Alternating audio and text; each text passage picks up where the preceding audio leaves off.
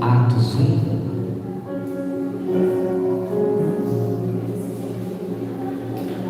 Nós vamos ler aqui 4 versículos, e eu não sei se eu vou conseguir ensinar esses 4 versículos hoje. Tem muita coisa por trás desses 4 versículos.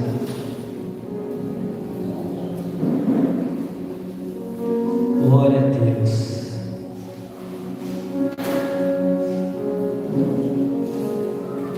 Pastor, por que o pastor está ensinando Atos dos Apóstolos? Porque a gente já é a segunda vez que nós estamos passando pelo Atos dos Apóstolos, nós já em 2023, na terceira vez, já ensinamos em 2023, fizemos em 2024, só 2025 acho que não, acho que a gente até começou, mas não parou, né? Aí parou, né? Acho que é a terceira, Atos, acho que é, e agora a gente voltou de novo. Por quê? Porque Atos dos Apóstolos é o testemunho vivo do que é igreja. Tem gente que participou da igreja há 20 anos, 30 anos e não entendeu o que é igreja. Conhece denominação. Denominação é uma coisa, igreja é outra. Pastor, me dá um exemplo. A denominação, ela trabalha para si, em nome de Cristo. Igreja trabalha para Cristo. Então tudo que ela faz é em nome de Cristo. E o que é que Jesus pediu para nós fazermos?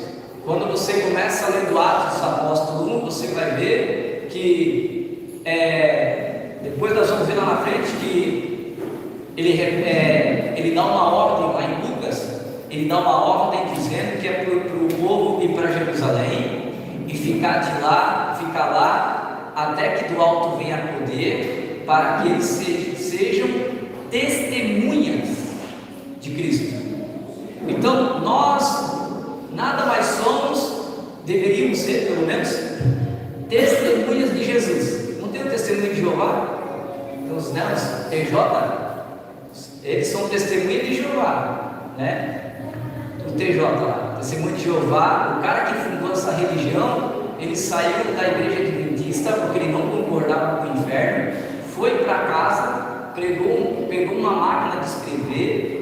Charles Russell tinha apenas 19 anos e ele traduziu a Bíblia do inglês para o inglês, ou seja, ele fez uma cópia, o que ele achava certo ele colocava, o que ele achava errado ele tirava.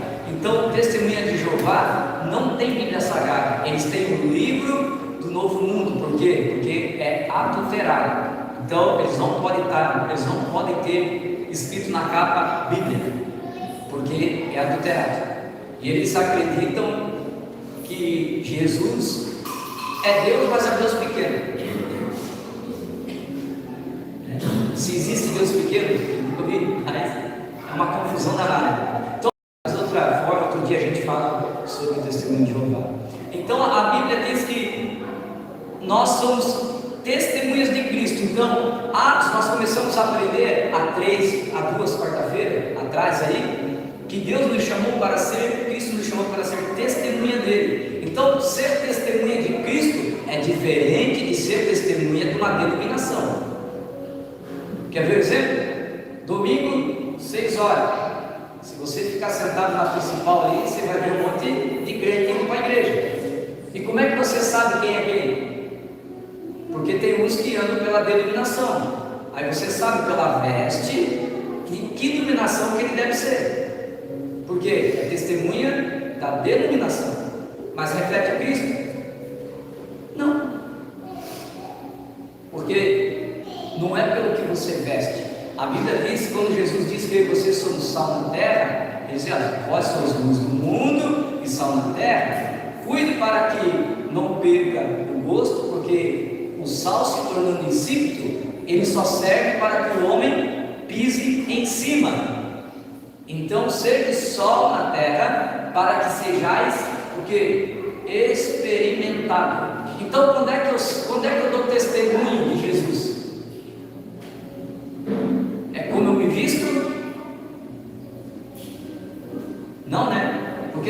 da onde vocês estiverem, eu colocar aqui na minha mão direita um pouquinho de açúcar, e se botar na mão esquerda um pouquinho de sal, da onde vocês estão, vocês vão saber qual é a diferença? Não, por quê? Porque é igual. Então só vou saber a diferença se eu experimento. Essa é a diferença. Cristão, você não conhece pelo que ele veste. Você vai conhecer o cristão quando você experimentá-lo. Se o cara, se tu vender fiado e não pagar, não é cristão, é evangélico. Se tu for perguntar para ele se foi ele que furou o pneu do teu carro, e por acaso foi, sem ele saber, se ele mentir, não é cristão, é evangélico. Eu, pastor? Agora é evangélico? Não somos. Você está nos visitando, né? Na Bíblia não existe a palavra evangelho. Inventaram esse negócio nos anos 90, a revista Veja, isto é, por causa da Universal, que era famosa na época, dividir os católicos do evangelho. Então a palavra evangelho não existe na Bíblia. Mas o povo tomou posse. A Bíblia te chama de quê? João 12. Todos aqueles que receberam a Cristo como Senhor e Salvador, Ele nos tornou feitos como filhos. Você é filho de Deus, irmão. Você não é evangélico. Você é filho. Evangélico, ele precisa de uma denominação. Nós não precisamos de uma denominação. Nós só temos Jesus. Amém? Então, a gente vai ler aqui 4 versículos. Irmão, como eu disse, eu não sei se eu vou conseguir tudo hoje, porque a gente vai só até as 9. Mas esses 4 versículos é tão profundo que deu 8 folhas só de esboço, pra você ter uma ideia. Então vamos lá. Atos dos Apóstolos, capítulo 1, verso 12. Alguém lê bem alto para nós o verso 12. Calma de cada vez, não se empurrem. Quem vai para todos? Atos 1, 12. Então voltaram para Jerusalém, do monte chamado das Oliveiras, o qual está perto de Jerusalém, a distância do caminho de um sábado. 13. E entrando, subiram ao cenáculo, onde habitavam Pedro e Tiago, João e André, Filipe e Tomé, Bartolomeu e Mateu, Tiago, filho de Alfeu, Simão, o zelador, e Judas, irmão de Tiago. 14.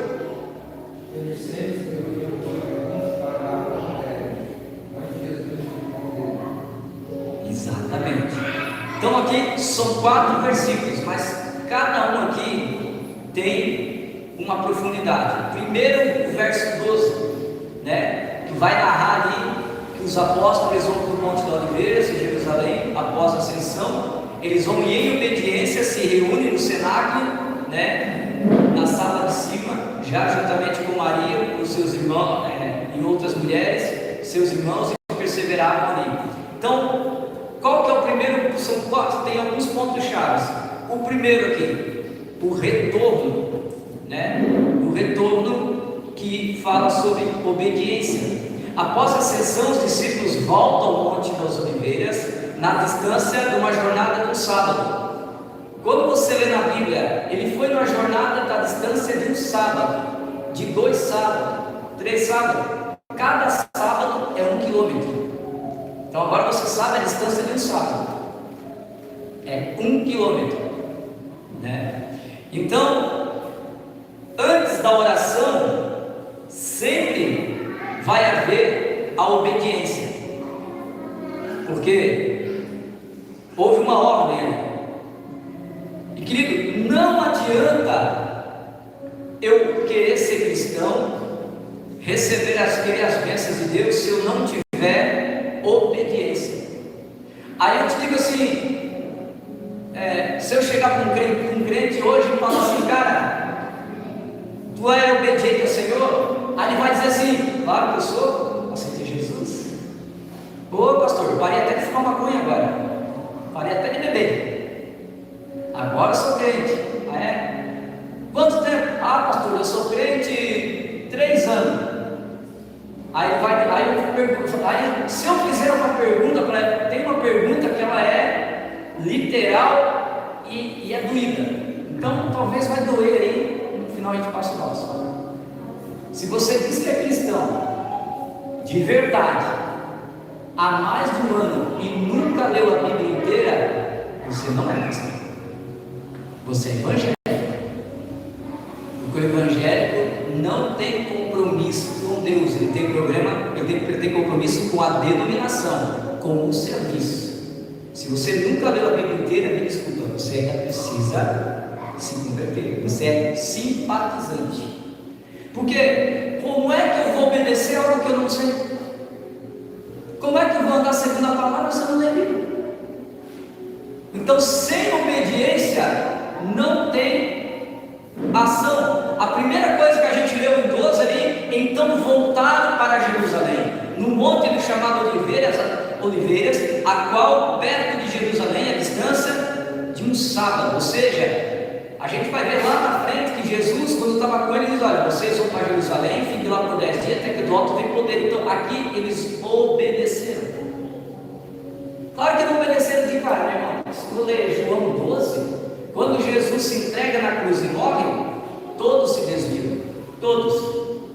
Já pensou? Às vezes dá uma frustração. Essa semana a pastora Sueli sentiu a frustração aí. Imagina isso. A gente sente frustração porque você investe em pessoas, você cria expectativas sobre elas. Imagina Jesus 3 anos e meio com os discípulos, ensinando os discípulos a partir o pão, ensinando os discípulos a fazer milagre.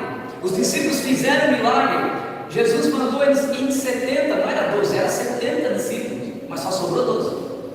Foi uma comitiva de 70, de 2 em 2, eles voltaram felizes: Senhor, os demônios nos obedeciam em teu nome. E ele diz assim: não fica feliz quando expulsa demônio, fique feliz pelo seu nome, está escrito no livro da vida, porque antes da fundação do mundo eu vi Satanás cair na terra. Ou seja, eles estavam se gloriando por causa dos dons. Hoje tem muita gente na igreja com dom, irmão, porém não é salvo, porque o serviço, o teu tempo de crente, teu tempo de igreja não representa a tua maturidade. A tua maturidade não está no teu tempo de crente. Eu conheço pessoas que se converteram há 2 anos e é muito mais madura do que pessoas que estão há 30 anos na igreja. Tem gente que está na igreja há 30 anos, mas ainda é menino, porque não conhece a Bíblia, não lê. Mas a obediência é essa.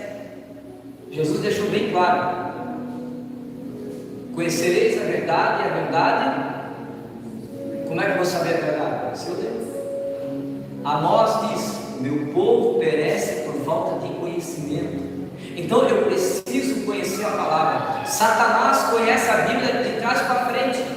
Você vê que é a palavra que derruba o inimigo.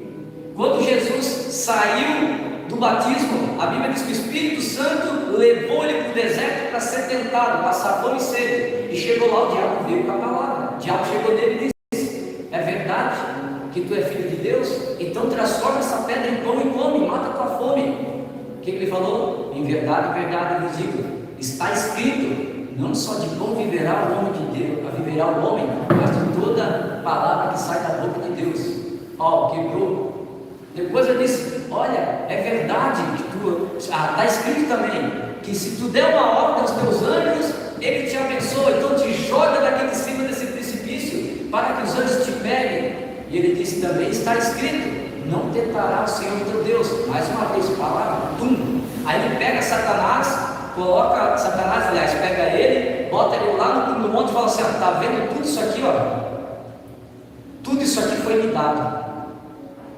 E Jesus não disse que não é mentira, é verdade. Quando Adão e Eva pecaram, o mundo foi entregue a Satanás. Por isso que a Bíblia diz que o mundo jaz do maligno. Aí ele disse: tu me adorares, Jesus, tudo isso aqui vai ser teu. E ele disse: também está escrito, não se prostrará a outro, senão somente a seu Deus. Sai de reta, Satanás. Nessa hora, Satanás foge. Então, somente a palavra é que tem poder para libertar, curar, transformar e ensinar. Irmão, se você chegar em qualquer igreja que tiver 1 hora de louvor, 1 hora de playback e passarem com a palavra 8h30 e o cara pregar 20 minutos, sai dessa igreja, porque essa igreja não tem palavra. É oba-oba. O fundamento é a palavra, é ensino, palavra. Eu preciso aprender. Então a obediência, ela começa pela palavra. Existem 57 versículos sobre obediência na Bíblia, só 57. Então o Senhor não está preocupado que você faça voto. Mais uma coisa que eu vou falar aqui, mas segurei. Toda pessoa que faz campanha é uma pessoa desobediente. Toda pessoa que faz 7 dias de campanha, 12 dias de campanha, é desobediente. Por que ela tem que fazer uma campanha?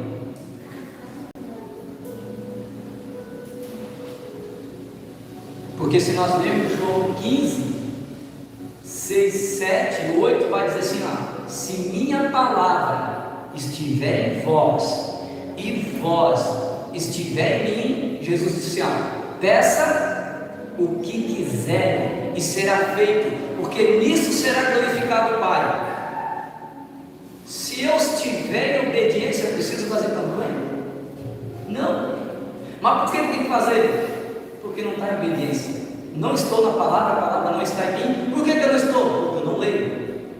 É por isso, irmão, que a gente vai aprender que nós precisamos estar sempre ligado com Deus. Acordou de manhã, devocional. A gente chama de devocional. Vai lá, leia a Bíblia. Se você nunca leu a Bíblia, nós estamos fazendo 3 capítulos por dia, né? Depois, se você entra lá no canal do YouTube, eu boto no grupo lá, já tem lá alguns. Eu tenho que atualizar. Nós paramos, acho que eu parei agora no livro de Êxodo, mas eu tenho que, já estou atualizando os vídeos. Então, se você lê 3 capítulos por dia, em 1 ano você lê a Bíblia inteira. Só 3 capítulos por dia. Então, a Bíblia diz que quem dera se Deuteronômio no capítulo 5, verso 29 diz assim: quem dera se ele estivesse sempre no coração esta disposição para temer-me, para obedecer a todos os meus mandamentos. Assim, tudo iria bem com eles e com os seus descendentes para sempre. Ó, Deus falando com o povo de Deuteronômio. Quem dera se o meu povo tivesse sempre no coração a disposição de temer-me, para obedecer os meus mandamentos. Como é que eu obedeço o meu mandamento? Primeiro eu leio, para depois saber. Algo para ser doutrinário tem que estar em quantos livros? 3, bora lá. 1 Samuel 15, 22, anota aí. 1 Samuel 15, 22. Samuel, porém, respondeu: acaso tem o Senhor tanto prazer em holocausto e em sacrifício, quanto que obedeça a sua palavra? A obediência é melhor do que sacrifício, ou seja, é melhor obedecer do que sacrificar, e a submissão é melhor do que a gordura dos carneiros. Samuel estava dizendo, 1 Samuel 15, Deus manda matar os filisteus e acabar com, desde criança ao adulto, e principalmente o rei, porque os filisteus deram muito prejuízo para o povo de Israel, e o cálice da ira de Deus transbordou. Então Samuel diz assim para Saul: rei Saul, vai lá e mata todo mundo. Aí rei Saul chegou lá, matou um monte de gente, mas não era para destruir tudo, gado, animal, não era para deixar nada. Sabe o que ele faz? Ele traz os gados gordos, os despojos, e traz tudo que Deus mandou matar. Aí Samuel chega, tudo certo aí, Saul? Tudo certo. Fez o que obedeceu? Aham. Tem certeza? Matou tudo? Aham. Enquanto eles conversaram, acho que uma vaquinha fez lá atrás. deserto, vaca? O que é isso aí? Ó, é o seguinte, o povo que pediu. Eu tinha que trazer, mas eu trouxe as vaquinhas que era para fazer sacrifício para Deus e para Deus. Aí Samuel fala, é melhor obedecer do que sacrificar, cara. Tu acha que Deus quer alguma coisa desse povo? Aí pior, aparece o rei. O que o rei está fazendo aqui? Era para matar? Pois é, eu quis poupar para mostrar misericórdia. Aí, profeta Samuel me deu uma espada. A Bíblia diz que ele pega a espada e esparteja o rei na frente do rei Saul. Ele fala, ó, a partir de hoje tu perdeu o teu trono. Deus já levantou outro no teu lugar. No lugar do rei Saul, quem quer entrar? Rei Davi. Mal sabia que Deus já tinha ungido, que ele sabia que Deus já tinha ungido. Então, por causa de sacrifício, por que eu falei da campanha lá? Porque a campanha nada mais é que sacrifício. Vou fazer 12 dias, vou fazer 15 dias, é sacrifício, não. É só obedecer. E por que quando eu faço o sacrifício dá certo? Porque nesses 15 dias, nesses 7 dias, eu obedeço. Simples. Mas depois desobedeço de novo. Aí eu vou fazer outra campanha. Então, João, agora no Novo Testamento, João 14 diz assim, ó, se vocês me amam, obedecerão os meus mandamentos. Jesus dizendo. Jesus também disse lá em Lucas 6,46, por que vocês me chamam de Senhor, Senhor, mas não fazem o que eu digo? Então vê que tem muita gente brincando de ser crente, irmão. Porque Deus não tem compromisso com o desobediente. E como é que você é desobediente se eu não conheço? Ele mesmo disse, se vocês me amassem, vocês obedeceriam os meus mandamentos. Querido, quando você orar, você precisa entender que a transformação, ela vem pela obediência. É fácil perdoar alguém, sim ou não? É fácil perdoar? Não, claro que não. É por isso que quando nós perdoamos, a gente perdoa primeiro no espiritual. Vou ensinar vocês a perdoar hoje. Lembra daquela pessoa que te feriu? Essa aí mesmo, essa aí. E agora? Essa aí. Aí se lembra dela.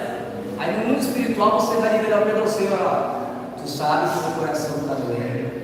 Essa pessoa me feriu. Essa pessoa me traiu. Então eu quero libertar, eu liberto essa pessoa agora, em nome de Jesus. Eu estou liberando o perdão para ela. Mas Senhor, eu te peço uma coisa, eu liberei no espiritual, agora eu preciso que tu saiba o meu coração, para que quando eu veja ela, eu não atravesse a rua. Porque quem faz esse trabalho é Deus, irmão, não é você. Você não vai conseguir fazer nunca. Nunca. Então, primeiro libera no mundo espiritual. Irmão, a vida cristã, ela é diferente da vida circular. Na vida circular, você semeia para colher. Na vida cristã é diferente. Na vida cristã, o que Deus tem para você já está lá. Você só tem que pegar. Você não tem que semear nada. Depois você só tem que replantar aquilo que você já pegou. Não entendi, pastor. Vou desenhar para você. Quem que Deus fez primeiro? Adão ou jardim? Jardim. Não foi Adão. Então a Bíblia diz que estava tudo pronto e só caiu o orvalho, não tinha chuva porque ainda não havia homem para lavrar na terra. Então quando Deus fez Adão, o jardim já estava pronto, as frutas estavam prontas, ele precisava plantar? Não, ele tinha só que replantar o que ele estava comendo, porque quando você vem para Jesus, ele nunca vai te receber de vazio. Aleluia. Pastor, e por que eu não recebi? Porque você ainda não amadureceu. Não se dá coisas grandes para criança. Se você não tem carteira de motorista, não entre no carro, porque a polícia vai te pegar, vai levar o teu carro e você vai dizer que foi Satanás. Não foi Satanás, foi você que desobedeceu a lei de trânsito. Tem uns crentes aí que só graça, né? Enche de filho, 30 filhos no carro, sem carteira, Jesus vai na frente, Jesus não tem nada a ver com isso. Toda hora. Romanos 13. Se quiser andar segundo a lei de Deus, também ande pela lei dos homens. Faz o bem e terá o valor dela. Está lá em Romanos 13. Nós temos que andar segundo a legislação. Então é obediência, eu preciso obedecer. Tiago 1,22. Anota aí. Não vai ter que falar tudo. Sejam praticantes da palavra e não apenas ouvintes, enganando a nós mesmos. Ou seja, do que adianta eu vir para a igreja, ouvir e não praticar? É por isso, amado, que a Bíblia diz que o nosso culto tem que ser racional. Eu tenho que entender o que está sendo ministrado. Eu tenho que entender qual é a mensagem. Quantos cultos, quantos congressos que a gente já foi, que a gente já pregou. Graças a Deus, Deus nos deu misericórdia para a gente vir ensinando enquanto prega. Mas quantos congressos que eu já participei, que o cara pega aquilo, levanta a mão, ela vai descer e canta, pula, gira, pula, e glória a Deus, aleluia. Aí no final, foi uma glória, foi uma bênção. Eu penso assim, irmão pulando, irmão, foi uma glória. E o que o pregador pregou? Sei lá, falou tal de Jonas, mas foi uma bênção, foi uma bênção. O cara não entendeu nada. Ou seja, não foi um culto racional. Não entendeu. O cara perdeu 2 horas pulando e não foi edificado, porque a minha vida só é edificada quando eu entendo. Quando eu venho para a igreja e entendo o que está sendo ministrado, o que está sendo falado. E nós estamos com um povo perigoso aí que só está querendo um movimento, mas não quer aprender. O povo foge da escola bíblica, o povo foge do ensino. E precisa ter ensino para você ensinar os seus. Viu o que a gente falou em Deuteronômio lá? 5 que diz, olha, se vocês me temer, seria bom para eles e para a sua descendência para sempre. Por quê? Porque Êxodo 25, capítulo 20, verso 5, vai dizer que Deus visita a iniquidade do pai nos filhos. Então toda vez que eu erro, o meu filho até a 3ª e 4ª geração vai pagar. Hebreus 5, 8, 9. Hebreus 5, 8, 9 diz assim: embora sendo filho, ele aprendeu a obedecer por meio daquilo que sofreu, e uma vez aperfeiçoado, tornou-se fonte de salvação eterna para todos os que lhe obedecem. Vou repetir isso aqui. Hebreus 5, 8, 9. Embora sendo filho, está falando de Jesus, ele aprendeu a obedecer por meio daquilo que sofreu, e uma vez aperfeiçoado, tornou-se fonte de salvação eterna para todos aqueles que lhe amam, que lhe adoram. Não, que lhe obedecem. Não adianta tu adorar e amar. Se tu não obedece, não tem fonte eterna para você. Nem para mim. Precisa obedecer. Então a minha salvação não está atrelada naquilo que eu faço para o reino, ou quanto eu dou fruto, mas sim o quanto que eu obedeço. Então não adianta, irmão, eu posso expulsar demônio, eu posso curar pessoas, eu posso fazer qualquer coisa. A igreja vai estar cheia, vai vir pessoas, o cara lá ora, o paralítico levanta, a igreja fica cheia, e no final da minha carreira, Jesus diz: eu não te conheço. Aí eu vou falar: mas Senhor, em teu nome eu preguei. Mateus 7, 22. Senhor, em teu nome eu preguei, demônios expulsei, maravilhas eu fiz em teu nome. Então lhe falarei abertamente: não te conheço. Apartai-vos de mim, vós que amam a prática da mentira e a iniquidade. O que é iniquidade? É quando eu sei que isso aqui é pecado e eu faço mesmo sabendo que é pecado. Aí eu me torno iníquo, e a Bíblia diz que os iníquos não herdarão o reino do céu. A palavra pecado é errar o alvo. Eu erro, peço perdão e não volto a fazê-lo. Agora, quando eu me torno iníquo, é quando eu faço e continuo cometendo o mesmo pecado. Me torno iníquo. Então, primeiro ponto é obediência, lá no capítulo 12, eles obedeceram. Qual é o segundo ponto? A unidade e a oração em comunidade. Aqui é outra coisa muito importante que nós temos que aprender. No verso 13 vai Entrando, subiram no cenáculo, onde habitaram Pedro, Tiago, João, André, Filipe, Tomé, Bartolomeu e Mateus, e Tiago, filho de Alfeu, Simão, Zelote e Judas, e filho de Tiago.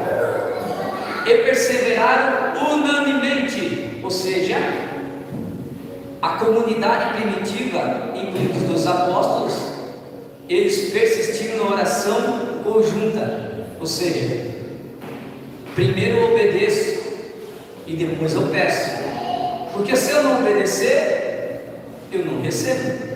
É assim que funciona ali. O que é a oração? Eles obedeceram, agora a gente vai falar da oração. A oração é definida em uma elevação de alma a Deus, um momento íntimo e um diálogo. Qual é o significado da oração? Envolve louvor, petição, perdão e ação de graça. Então, como é que eu começo a orar? Tem gente que tem a mente de pedinte. Qual é a mente de pedinte? Aquele que só pede. Ele dobra o joelho e fala: Senhor, eu quero. Abre porta, dá vitória. Isso não é oração, irmão. Isso é mendigança. Então, como é que eu oro? Aí a gente aprende lá com o Pai Nosso. Ele começa: Pai nosso, que estás no céu, santificado seja o nosso nome, venha a nós o nosso reino. Ponto. O que está dizendo aqui? Primeiro eu adoro. Senhor, Tu és santo, Tu és poderoso. Primeiro eu elogio. É por isso que nós temos aqui a adoração. Primeiro nós elogiamos. A palavra louvor quer dizer elogio. Toda música que você é o centro não é música, não é adoração, é egocentrismo. Então toda vez que a música tem a ver com você, risca da tua playlist que ela não é louvor, ela não é elogio, ela é qualquer outra coisa, menos louvor. Então primeiro eu começo com louvor, depois que eu disse Senhor eu te amo, Senhor eu te glorifico, aí eu vou para o perdão. Senhor, antes de mais nada eu quero te pedir perdão, Senhor, porque eu falhei. Tu sabes, Senhor, que ontem o irmão me fechou, fez dedinho para mim, e minha vontade é matar ele, Jesus. Mas aí eu lembrei que eu sou crente, a tua palavra que me transforma. Porque, querido, não é só porque você é cristão que você vai sair um santão, não agora, né? Não, querido. O processo de transformação é contínuo. A palavra de Deus diz: ser tu homem. Se tu homem, assume que você erra, assume que você fica nervoso, assume que às vezes tu dá-lhe lá uma martelada no filha de Belial. Oh glória, aleluia, e o dedinho vai é porque Deus vai trabalhando. Depois do perdão, aí vem a petição. Aí você começa a pedir: Senhor, Pai, Tu sabe que eu preciso, Tu abre essa porta. Senhor, Tu conhece a vida da minha esposa, do meu marido. Senhor, abre as comportas do céu para a minha casa, abençoa a minha vida, abençoa. Terminou de pedir, o que Tu vai fazer agora? Agradecer. Porque se eu não agradecer, então eu não acreditei que eu vou receber. Primeira coisa eu peço, segundo, eu já agradeço, porque é pela fé. Já agradece, irmão. Obrigado, Senhor, pelo carro novo. Obrigado, Senhor, pela conversão daquele desviado que estou orando faz 3 anos. Obrigado, Jesus. Já agradece, irmão. Se você ler Salmo 18, Davi vai chorar para Deus: Senhor, os inimigos se levantaram, me cercaram, tentaram me matar. Senhor, socorre-me. Aí, lembrando que quem está escrevendo Salmo 18 é Davi. Aí, na dia seguinte, ele diz assim: e o Senhor ouviu a minha oração, e ele ficou mutirado, e ele subiu nas asas do querubim e veio ao meu socorro. Cara metido, viu? Ele escreveu dele mesmo. Ou seja, ele já creu que Deus já ouviu a oração, já veio em cima das asas do querubim e já fulminou o inimigo na frente dele. Ou seja, então, primeiro eu adoro, segundo eu peço perdão, terceiro eu peço, as minhas pedidas são, então depois ação de graça. Qual é a característica da oração? Ela pode ser silenciosa, gestual, oral ou interior, falar em pensamento, baseado na fé e na vontade daquele que quer adorar. Então a oração é um dos pilares mais fundamentais da vida cristã, sendo o meio pelo qual o servo se comunica com Deus.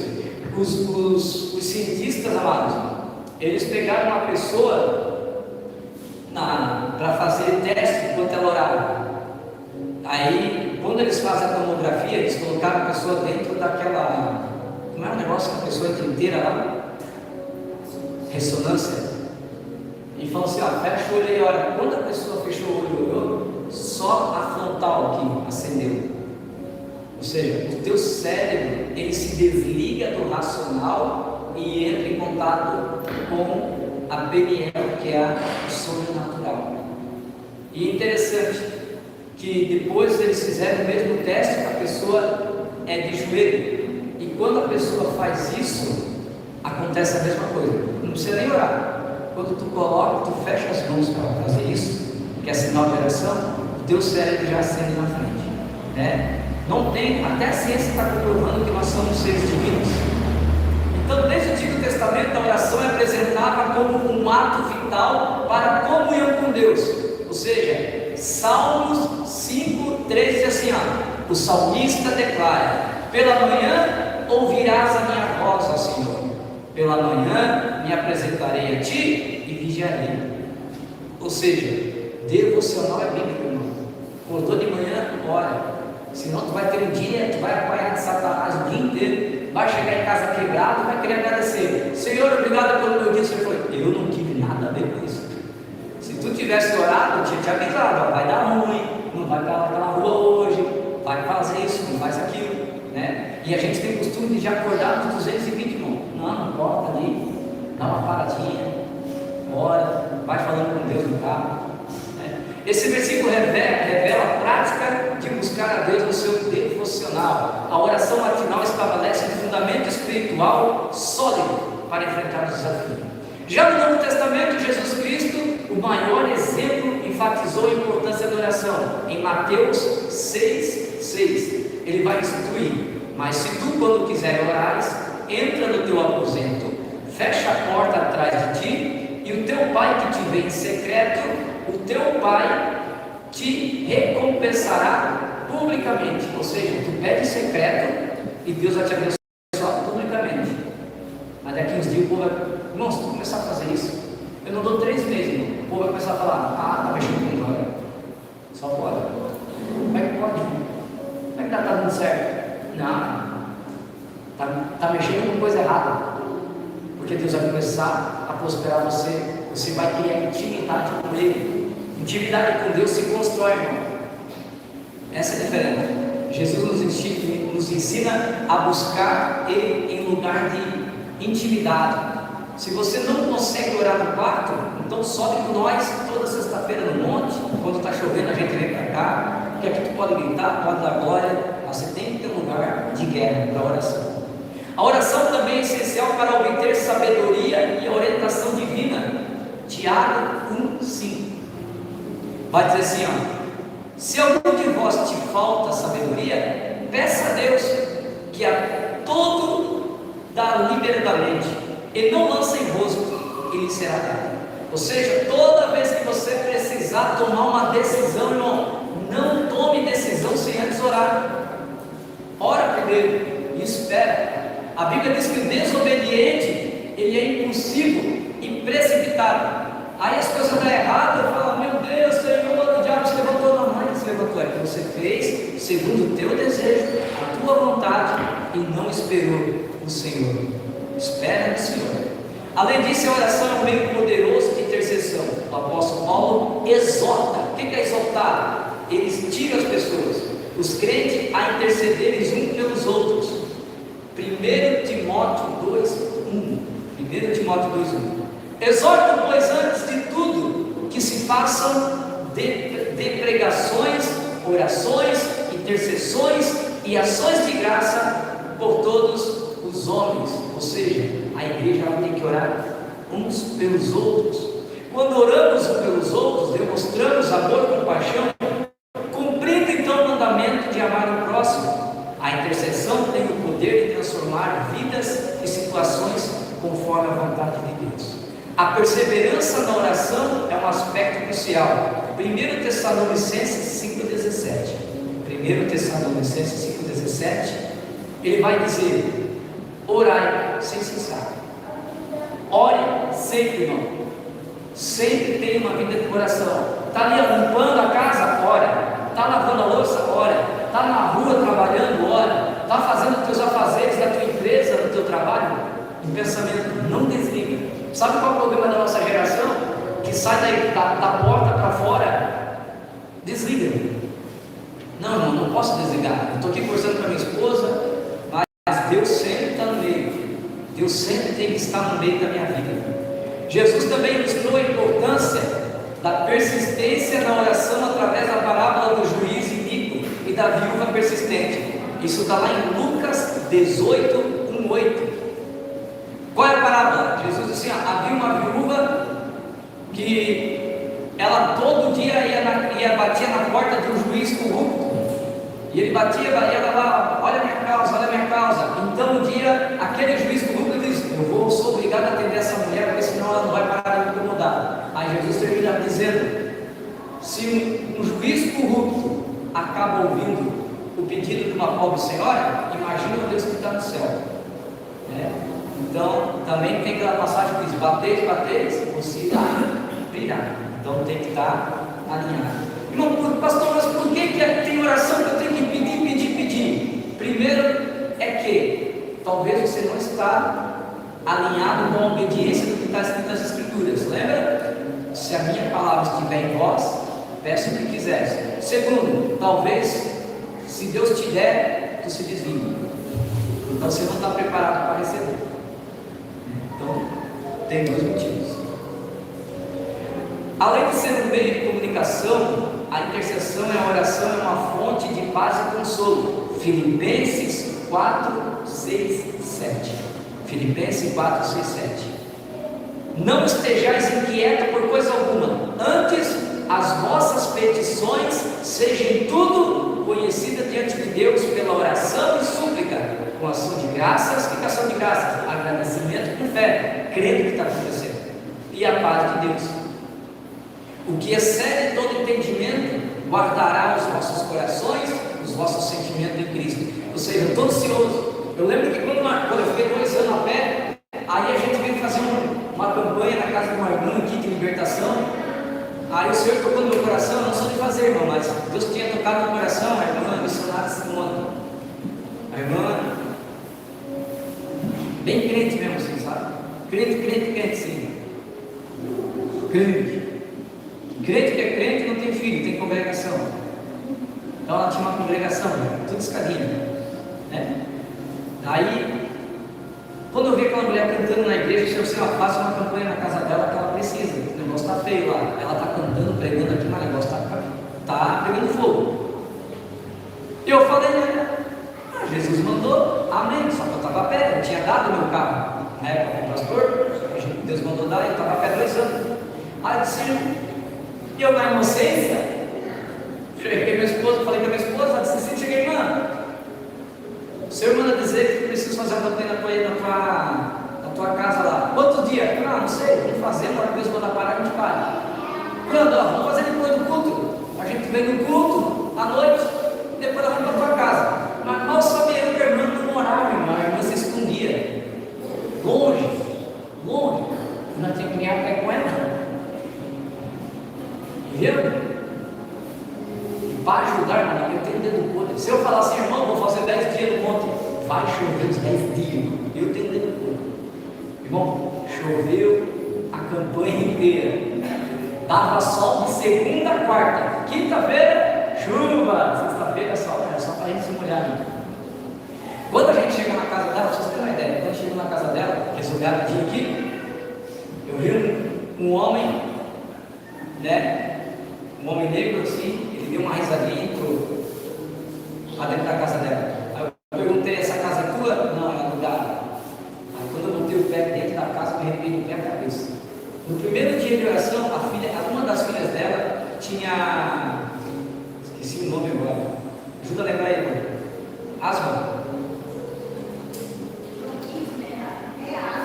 Asma, né? Tem que usar uma bombinha. No primeiro dia, estávamos orando, só para vocês terem uma ideia. Quando nós estávamos orando, nós escutamos um berro lá no quarto. Eu falei, quem que dorme naquele quarto lá? Ah, minhas filhas, vamos orar lá então. Aí entramos lá, reunimos o lugar lá, né? O vinho da Santa Ceia. A menina acordou no outro dia, foi para a escola, fez educação física e não usou bombinha. No terceiro dia correu e não usou bombinha. Foi curada no primeiro dia. No segundo dia, minha filha quis ir junto. A Dudinha, Márcio não conheceu ela. Daí no dia, a gente estava lá olhando de novo e toda vez acontecia uma coisa. E quando chegamos naquele lugar, a Dudinha falou: seu pai, aquela boneca lá está me olhando. Aquela boneca te olhando. Pai, aquela boneca lá está me olhando. Eu vou para cá, a boneca vai para cá. Eu vou para lá, vai para lá. Eu disse: irmã, traz essa boneca para mim aí. Eu peguei a boneca, sentado na sala. Uma boneca feia, irmão, dessas de 99, sabe? Aquela que só tem a cabeça de plástico desta pano, bem simplesinha. Tu não dá uma real para a boneca. Eu falei com a boneca normal. Eu falei: Senhor, se tem alguma coisa em culto, tu me trouxe aqui, mostra. Irmão, a boneca não piscou. Na hora, fiz até o Santa Cruz, joguei longe aquele negócio. Botamos fogo, vamos orar. Aí o Senhor nos revelou que a casa para quem estava alugada era um terreno. Antes de ser alugada, a casa era um terreiro. Deus começou a mostrar: ó, aqui é o terreiro. O cara morreu, aí a família não quis morar, voltou para alugar. Infelizmente, tudo está aí. E eu falei para ela: o Senhor manda mostrar que tudo que tem do terreiro está tudo no teto, no fogo.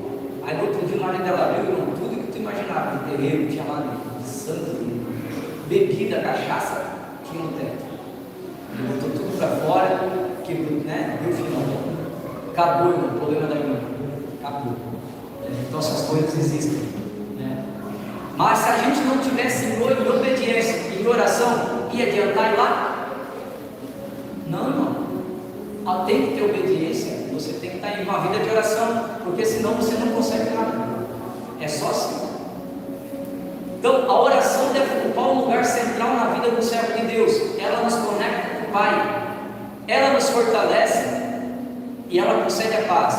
Como igreja, incentivamos e praticamos a prática da oração em conjunto, seguindo o exemplo de Jesus e as Escrituras. Então, querido, a partir de hoje, coloca a oração como ponto principal da tua fé. Porque como é? Irmãos, Deus, Ele é uma pessoa, Cristo, Ele ressuscitou, Ele vive, e Ele é uma pessoa. Então, como é que eu quero me relacionar com uma pessoa se eu não tenho intimidade com ela? Eu vou dar um exemplo. Se tu e a tua esposa, né? Se vocês estivessem namorando hoje, se ele te visse só no domingo e na quarta, você casaria com ele, será? Se ele chegasse e falasse para ti, ó, aí ele vai, passa contigo 2 horinhas no domingo só, 2 horinhas. Aí fala: amor, 9 horas tem que ir para casa. Tá, mas tu vem amanhã, né? Não, agora eu só venho te ver na quarta. E na quarta-feira eu só posso ficar contigo 2 horas. Tu casaria com essa pessoa? Não, fala sério, tu casaria com uma pessoa assim? Você, mulher, tu casaria com um camarada que só ia dar 2 horas da vida dele para você? E 2 dias no mês? Não, né? E por que você acha que Deus vai dar no céu para você? Não vai, não. A Bíblia diz que o céu, ele é para os que são filhos. Filho que não fala com o pai não tem comunhão. Então a oração, ela tem que ser primordial na minha vida. Aí Deus vai começar a se revelar para você. Você vai aprender a ouvir a voz de Deus. Irmão, porque nós vivemos uma geração que vem para a igreja para ouvir Deus falar pela boca do homem. Deus fala pela sua palavra, mas irmão, Deus, ele fala audível. Deus fala audível. A voz de Deus é a coisa mais linda. No primeiro dia tu leva tudo no peito, tu pensa que é fantasma, tu quer correr. Não. Imagina, tu acordar de madrugada, uma voz diz assim: ó, Juliana, Júlia, tu já vai saber disso. Meu marido não tem uma voz tão bonita assim. Não, bora. Vai se arrepiar todo. Aí depois você vai ouvir de novo. Júlia. Aí você vai fazer igual Samuel. Eis-me aqui, Senhor. A Bíblia diz que Deus chamou Samuel 3 vezes para acordar e falar com ele de noite. Deus fala, cara. Mas o povo quer terceirizar o serviço. Ô pastor, ora por nós. Querido, 6 horas. Ora por nós, 6 horas por nós, 6 horas por nós. Não, querido, você precisa criar o teu lugar com Ele.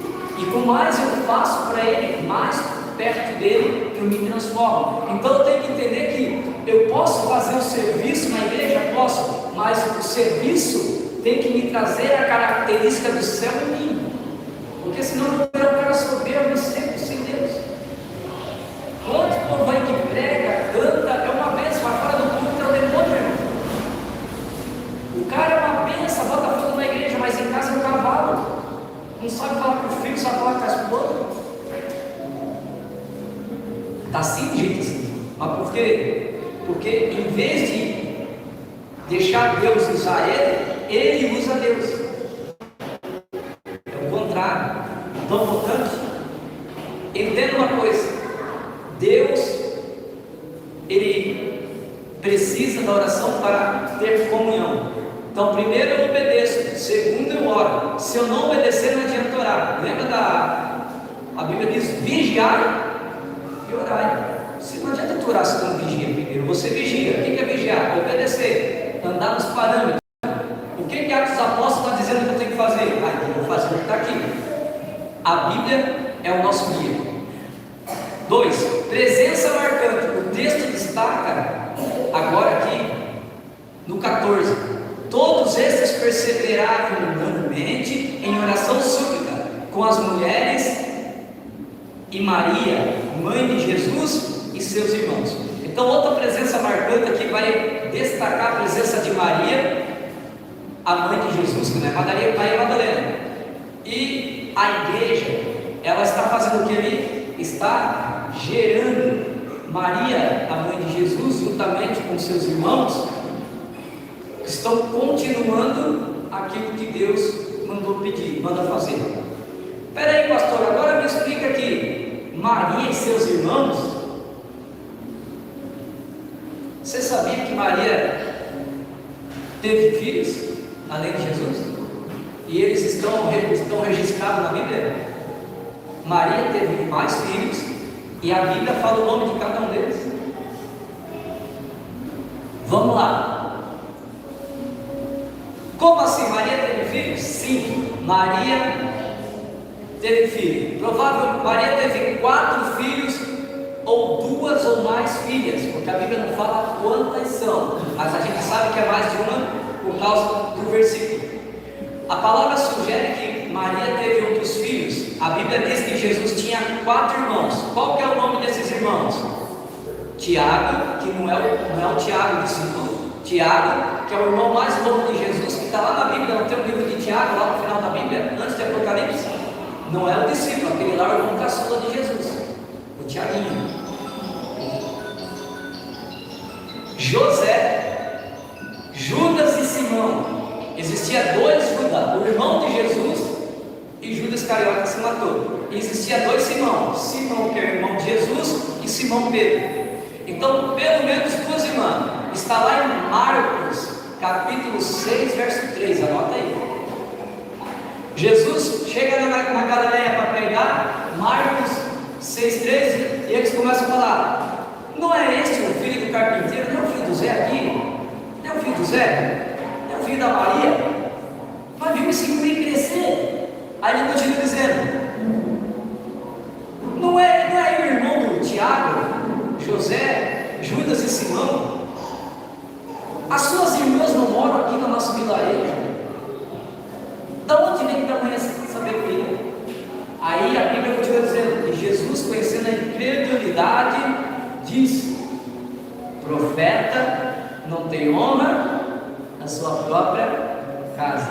Conhecendo o seu coração, o Senhor saiu dali e fez pouquíssimo milagre. Ou seja, a Bíblia, ela fala assim o nome dos irmãos de Jesus. Ou seja, ficaram escandalizados por causa dele. Maria era virgem quando Jesus nasceu, mas depois, irmão, José não era padre, cara. José casou. Maria, ela era judia. Para uma mulher judia, quanto mais filhos, mais abençoada ela era. Então, depois que ela teve Jesus, porque quando que ela teve Jesus? Ela teve Jesus com José, quando José ainda a despojava. Ele estava em noivado, não era casado. Tanto que José, quando soube de Maria, imagina, como é que vai chegar para o mundo e falar assim: amor, estou grávida? Como? Você não está nem casando ainda? É do Espírito Santo. Não acredita que apareceu um anjo aqui? Falou que eu ia ficar grávida de Jesus? Ai, não, se fosse hoje ia dar ruim. Aí José ia largar Maria, só que José amava tanto Maria, porque a Bíblia diz que crime de adultério é morte por apedrejamento. Então, José, temendo que Maria fosse apedrejada, ele a despojou quietinho, não falou para ninguém. Simplesmente falou: Maria, então fica aí com o teu Espírito Santo, eu não acredito nisso, eu vou embora, tu me traiu. Maria tinha 15 anos, era uma menininha, 15 aninhos, e foi embora. Só que quando ele está longe, Deus fala, o anjo fala por isso aí: José, não despoje Maria, porque Maria, ela vai trazer o Consolador, e esse Consolador vai trazer o Filho de Deus, Emmanuel, vai salvar o nosso povo e vai garantir o trono da tua descendência, porque José é descendente de Davi. Por isso que Mateus vai falar da genealogia da parte de José, e Lucas vai falar da genealogia por parte de Maria. Mas algumas pessoas, principalmente a Igreja Católica, ela defende a tese que aqui não são irmãos, são primos, porque no aramaico, teologicamente falando, a palavra do aramaico não faz distinção entre primo e irmão, mas só tem um porém, um problema bem pequenininho assim. Tem um elefante na sala. Qual é? O Novo Testamento foi escrito em grego, não foi escrito em aramaico. Então, em grego tem palavras que fala a palavra grega adelphos, que quer dizer irmãos. Então, a tradução de Lucas, que não era judeu, era um médico gentil, quem escreveu o Evangelho de Lucas, e ele escreveu como gentil, nem foi como judeu, então foi literalmente irmãos mesmo. Então, a Bíblia diz que Jesus tinha irmãos e não primo. A língua hebraica já não fazia distinção, mas como o Novo Testamento foi escrito em grego, a palavra irmão é distinta como adelphos. Alguns argumentos do Novo Testamento dizem que foi escrito por judeu, mas não foi, não. Lucas era gentil, era médico, né? Aí Lucas era gentil e estava escrevendo para o gentil, e ele usou a palavra irmãos. Lucas capítulo 8, 19 e 20. Lucas capítulo 8, 19 e 20. Diz assim: a mãe e os irmãos de Jesus foram vê-lo, mas não conseguiam aproximar-se dele por causa da multidão. E alguém disse: a tua mãe e teus irmãos estão aí fora e querem te ver. Ou seja, Lucas foi bem detalhado, ó. Ele escreveu: ó, a tua mãe e teus irmãos estão aí fora. Não era irmão de igreja, porque Cristo estava pregando e lá dentro da casa já estavam os discípulos, né? E os irmãos, não podem dizer, né? E os adeptos, né? Aí Maria veio lá fora com os irmãos. É até uma passagem até polêmica, porque ele diz assim: ó, ei, tua mãe e teus irmãos estão aí, quer falar contigo. Aí ele diz assim: quem é minha mãe e meus irmãos?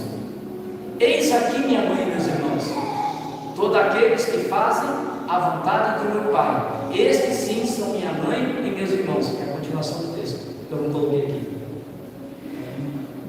Filhos de Maria, vamos lá. Deu para entender até agora? Quantos que não sabiam que Maria tinha filho?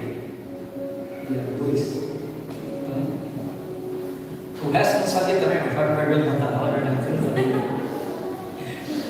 Outra, a Bíblia diz que Jesus era primogênito de José. Palavra primogênito quer dizer primeiro. Se Jesus fosse único filho, e está escrito em nós, está escrito em João 3,16. 3,16 que diz que Deus amou o mundo de tal maneira que deu seu Filho unigênito. Por que unigênito? Porque é um.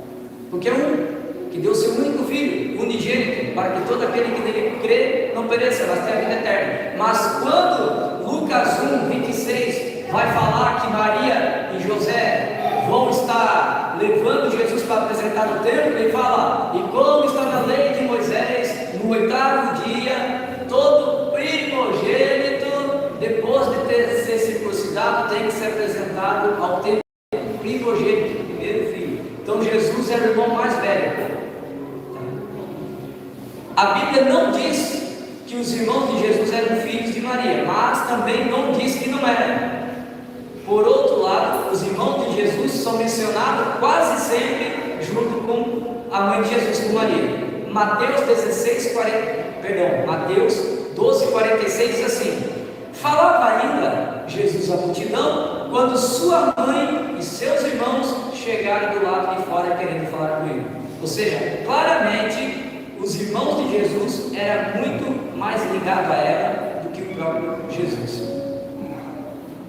E os irmãos de Jesus não eram seus discípulos, e no início pensavam que Jesus estava louco. Irmão, já pensou? A tua própria família não acredita em ti? Os próprios irmãos de Jesus não acreditavam nele. Isso está lá em Marcos 3,21. Marcos 3,21, você lê em casa. Quando seus familiares ouviram falar disso, saíram para trazê-lo à força, pois diziam: está fora de si. João 7, 3 ao 5, outro versículo agora. João 7, 3 ao 5. E os irmãos de Jesus disseram: você deve sair daqui e ir para a Judéia, para que seus discípulos possam ver as obras que você faz. Ninguém deseja ser reconhecido publicamente. Ninguém que deseja ser reconhecido publicamente em segredo faz o que você tem feito, visto que você está fazendo coisas. Mostre seus mundos, ou seja, eles desafiaram Jesus. Por que tu não se mostra, cara? Aí Jesus diz, né? Ainda não é chegada a hora. Pois nem, e a Bíblia continua dizendo, pois nem seus irmãos criam nele. Cara, tua própria casa não crê em ti, né? E a Bíblia diz.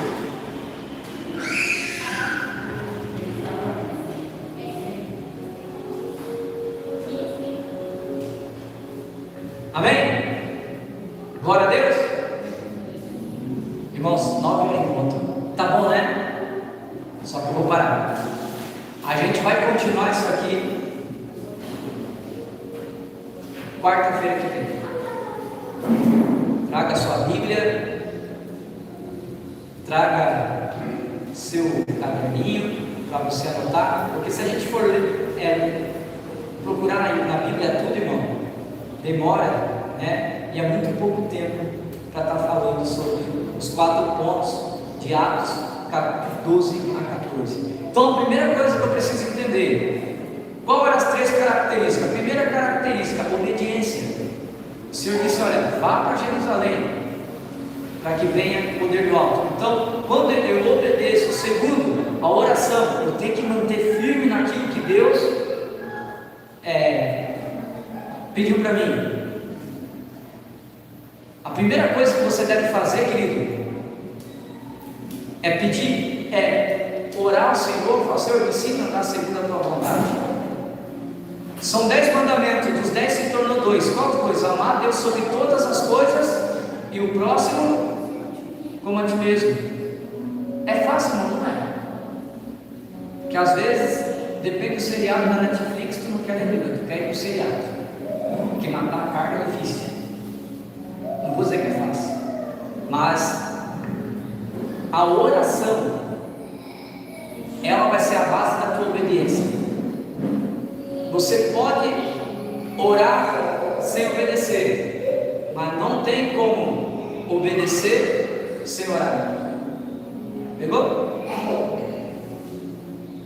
Eu posso orar sem obedecer. Muita gente ora sem obedecer e pensa que vai ser ouvido. fazeis como os tolos, que de vãs palavras acharam que serão ouvidos. Jesus falou em Mateus 23. Chama de tolo. Eu preciso obedecer. Eu preciso orar e falar: Senhor, ensina-me a andar nos teus caminhos. Senhor, fala comigo. Me dá uma visão. Fala comigo audível. À medida que você vai construindo, que nem eu e o Marcos se conhecemos faz pouco tempo. Eu não sei o que o Marcos gosta ou não. Mas como é que eu vou descobrir o que o Marcos gosta? Convidar o Marcos uma hora para lá em casa, outro dia eu vou na casa dele, né? Aí vai aquele, os irmãos fazem aquele bolo do céu, daí a gente vai começar a conversar, aí a gente vai se aproximando, daqui a pouco eu vou saber que o Marcos não gosta disso, não gosta daquilo, é a aproximação, mesma coisa, né? O André, né? Sua família, a gente vai se conhecendo, eu vou sabendo o que eles gostam, o que eles não gostam. Com Deus é a mesma coisa, irmão. É que a gente, de só ouvir Deus, a gente pensa que conhece Deus e não conhece, irmão. Irmão, eu conheço pastores que não conhecem Deus.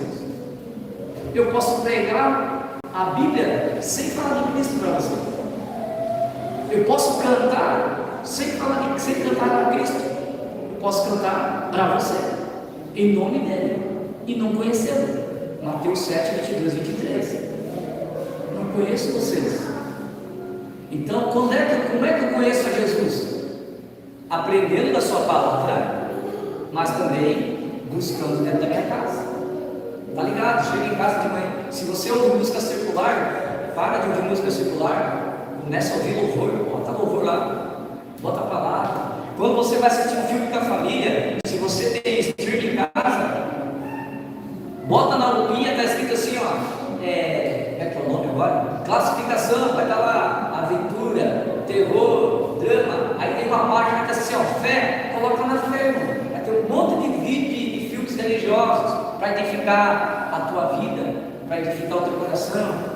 Mas o cara quer ficar assistindo aquela sangueira, minha mulher fica louca, comigo, bota o negócio de fé aí, tá bom, irmão, porque às vezes o cara desviado, né? Quer assistir com ele de ferro, né? Senhor, amar uns aos outros, tu está assistindo o cara bater lá, aí tu olha como o filme faz você pecar. Eu nunca vi ninguém no filme torcer no policial. O cara mata, rouba, aí você ainda fala, cadê o policial? Matou o policial. Aí no final ele fica com a mocinha, mas o cara já roubou, já foi corrupto, e tu está torcendo pelo ladrão na tua. Olha que se tu olhar, olha, até na novela, irmão. Eu lembro que minha mãe assistia a Tieta. Agora voltou, agora fui longe, né? O que é?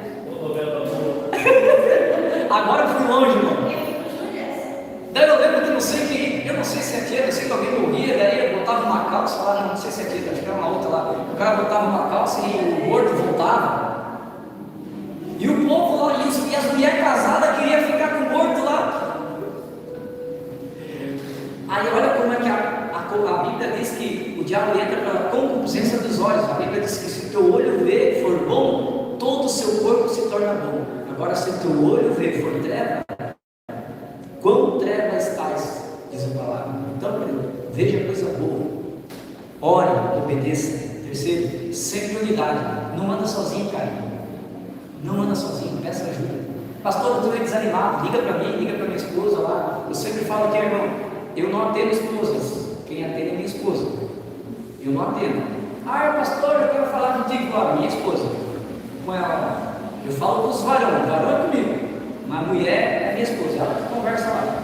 Né? Então, procura ela, conversa. Tem as outras pastoras aí também que querem ajudar. Então, peça ajuda. Pastor, ó, eu estou começando agora, não está fácil, para a gente estar em oração com você, né? Para a gente estar caminhando junto. Não ande sozinho, porque quem anda sozinho para no caminho. E a Bíblia diz: ide de dois em dois, porque quando estiver parando, o outro já puxa. Quando estiver caindo, outro puxa. Então fique firme, amém? Vamos orar? Você coloca de pé? Está todo mundo com fome? Oh meu Deus! Me falaram que é outra. Quem fez o bolo aí? Oh, glória! Deus abençoa a sua Elia Angélica. Venha abençoar, venha prosperar, abençoar, que se repita mais e mais. A pessoa toda quarta-feira no bolinho, oh meu Deus! Deus ouviu minha prece. Glória a Deus. Vamos orar. Senhor Deus Pai Todo-Poderoso, queremos te agradecer, Senhor. Eu te agradeço por cada vida, cada pessoa que aqui está. Obrigado, Senhor, pelas almas que estão aqui, porque se estão aqui hoje é porque têm sede de Ti, sede da Tua palavra, e esses que estão aqui têm compromisso contigo. Pai, abençoa cada um deles, abençoa a minha esposa, minha família, abençoa-nos, abençoa que não venha faltar alimento essa semana, não venha faltar veste. Pai, abençoa, Senhor, as mãos que fizeram o bolo lá atrás, o café, que não venha faltar, Senhor. Nós te agradecemos por esse momento de comunhão para estarmos nos conhecendo e conversando e agindo juntos. Pai, abençoa cada um de nós, em nome de Jesus. Amém. Estenda as mãos, com o amor do Pai, a graça da Filha e a comunhão do Santo Espírito esteja convosco. A igreja diz: amém. Juntos somos mais fortes. Querido, vamos vai embora, senta lá, vamos tomar um bolinho, um cafezinho, tá? É de grátis, tá? Ninguém paga nada aqui. Totalmente grátis.